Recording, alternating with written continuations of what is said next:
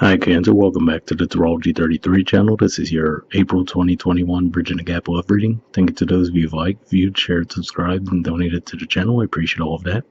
For those of you new to the channel, the way the Bridging the Gap spread works is the cards on the left side represent your energy toward the connection with your main love interest. Cards on the right side represent their energy toward the connection. And we'll look at the past energies, present energies, future energies. Once we get through all those, we'll actually pull some oracle cards for some additional insight. That's where the Bridging the Gap dynamic comes into play. And as far as the decks being used, on the left side we have the Lover's Path Tarot, on the right side we have the Tarot Sexual Magic. Also keep in mind it's a general reading, so I'm going to be referring to the cards on the left as your energy and the cards on the right as the other person's. If you feel like in your connection it's the other way around, then definitely trust that. Alright, so with all that out of the way, we'll get started. Past energy on your side, we have the Three of Cups, which is Cancer energy.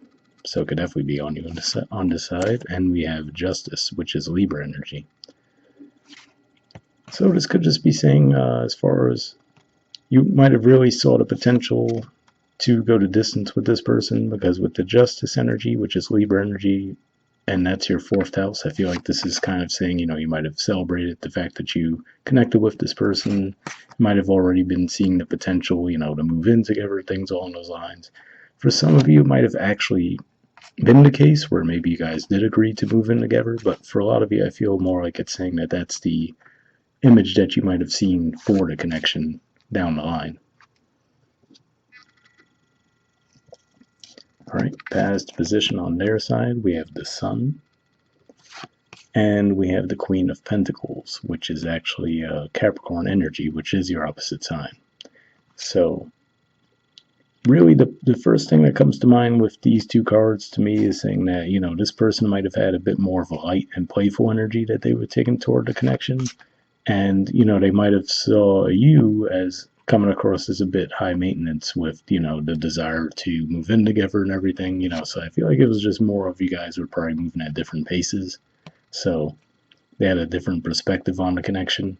And they might have viewed, if you guys did discuss plans to move in together, they might have viewed it not necessarily as a burden, but just more energy and effort than they felt like they could put in at the time, I think is the best way to say it. Alright, present energy on your side, we have Innocence, which is the equivalent of the Fool, and Four of Staves, which is Aries energy.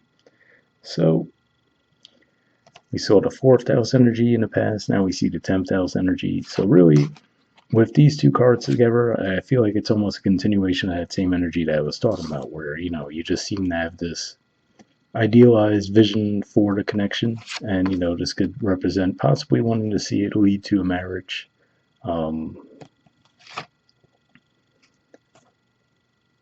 like I said, for the majority of you, I feel more like this is what you're feeling for the connection. I don't necessarily see that this is how it's actually playing out. For some of you, it's definitely possible that, maybe you guys did move in together recently, for example. Now you are making that next step. But that's kind of what I'm feeling, no more than anything, is that for the majority of you, this is more of your, the more you're getting to know this person, the further along your projections for the connection are going. Present position on their side, we have the Death card. So this is actually the major arcana card for Scorpio. And, for you guys, that is your 5th house. So, I mean, the energy of this card definitely just looks pretty intimidating. But what I would say more than anything, I feel like this is more of a continuation of what I was feeling with this person in the past, which is to just say, and, obviously you'd have to be honest with yourself if this is how it's actually playing out, or if I'm just, maybe seeing a little bit wrong. But as far as if you're already putting all this energy toward the connection in a really fast pace, like, oh, okay, let's move in together, let's get married, and, you guys have only been together for a couple months, right? This could be this person trying to decide if they should just cut off the connection, as opposed to just trying to get you to pace yourselves. For the majority of you, I don't necessarily think that they would do it, but, it looks like they definitely might feel a little bit intimidated by the speed that you're moving a connection along at, where, like I said, it looks like they were still in a lighter, more playful energy in the past, and might have felt like you guys were putting a little bit of pressure on them. That's how I'm feeling it for most of you anyway. See if anything else comes to mind. Well, there are those two people in the background too, so obviously, if there's any kind of weird third party dynamic going on, that might not be a good month for that because it could definitely be found out. So that's why I see with that. And future energy on your side, we have the Ace of Staves, which is the equivalent to the Ace of Wands, and an illusion, which is actually the equivalent of the Moon card in traditional tarot. So again, especially given that in this particular deck the card is called illusion, I feel like it's still a continuation of that same thing where it could just be saying, you guys might need to pace yourselves.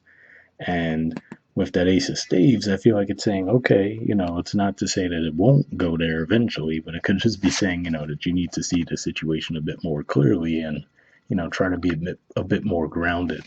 And this might be a temporary thing too, where it could just be more of the fact that we have Mars moving through your 12th house, so that could really be having like your dreams and your inner visions really ramped up at the current time, and then toward the end of the month, it's actually going to move into your sign, and then that might be where you might start to see things through a more clear, realistic lens at that point. All right, and the future position on their side, we have the Knight of Swords. So this is actually the court card energy for Gemini, but really what I'm seeing with this more than anything is, I feel like it's going to sound bad to say it, but I feel like this is this person trying to take control of the connection. And, the reason why I say that's bad is I don't think they have any negative intentions behind that. But again, I feel like they feel like you're just running away with the connection and making all these projections about, oh, we're going to move in together, we're going to get married. And they're like, okay, we need to pace ourselves a little bit. You know what I mean? So that's primarily how I feel it is, which again, to me is another indicator. I don't think they're going to break the connection off, but I feel like they will try to get some control over it. Like, whoa, okay, we need to slow down a little bit, so that's what I'm seeing with that.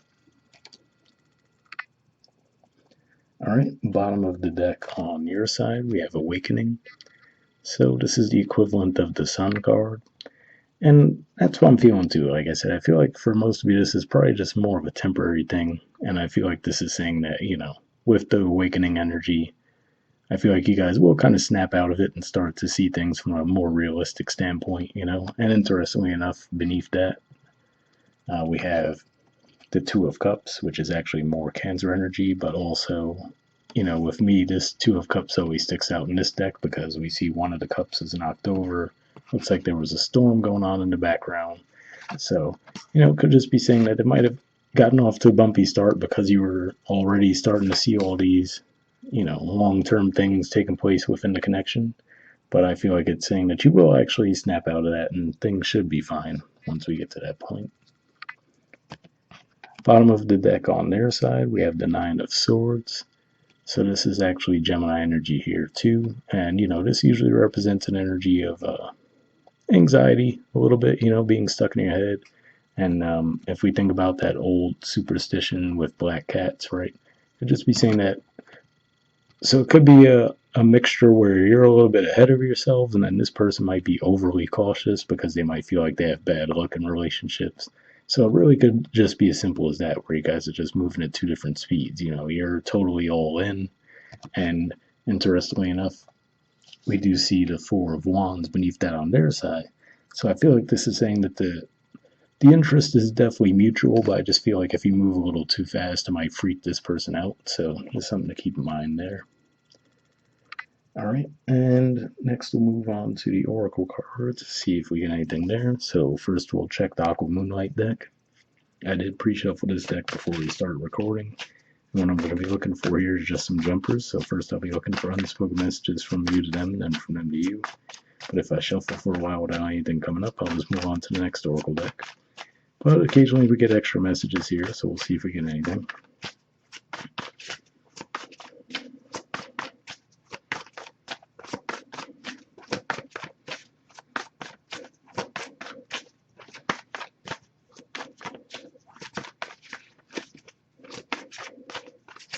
Nope, got one. All right, and next we'll see if we get any from them to you.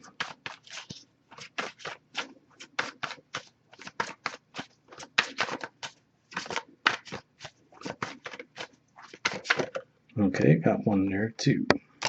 So, okay, on your side, we have rendezvous. I want to see you. Oh, well, I mean, to me, that goes without saying. It definitely looks like you're totally into this person, so not really groundbreaking information there. But for some of you, maybe there is some physical distance between the two of you. And let's see. On their side, we have heart. I love you. So, I mean, definitely seems pretty positive there. So, I will say, for the majority of you, then, I feel like this just reaffirms what I was feeling as far as I do feel like the interest is there, but I feel like I said, it's just more of if you really are trying to move things ahead really quickly, this might freak this person out. Which, like I said, maybe both of you guys have a little bit of a role to play in it as far as, again, you might be a little bit ahead of yourselves, and this person might be overly cautious. So obviously that's going to cause a clash. So it's not like there's anyone wrong per se, it's just that there needs to be some adjustments made. So lastly, we'll pull a card from the Wisdom of the Oracle deck here, and same situation as far as I pre-shuffled this deck as well, but here we're just looking for one card with general advice, and we'll wrap up.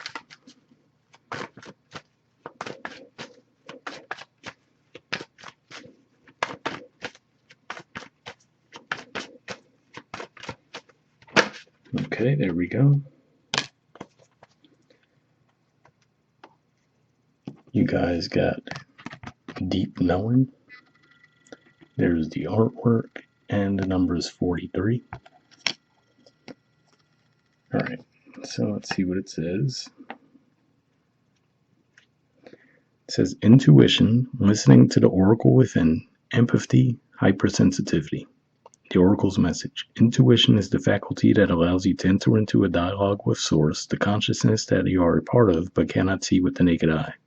It's perplexing that people are taught to ignore this natural capacity to navigate their journeys, to access their inner guidance. Know that you have an ability to read between the lines and find all the truth that was missing when the story was told.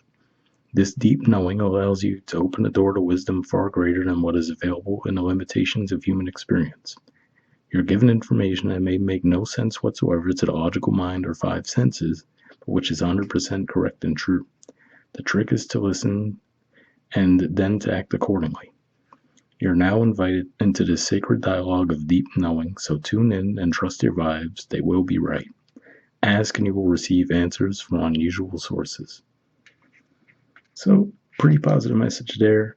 And that made me think of another way I was thinking of the deep knowing message is for you guys. Like I said, maybe deep down you might feel like that, okay, this person and I could really have a great long-term commitment, right? But at the same time, like I said, I mentioned there when we were talking about the future position, it's not so much that it can't happen, but just that you guys might need to pace yourselves a little bit.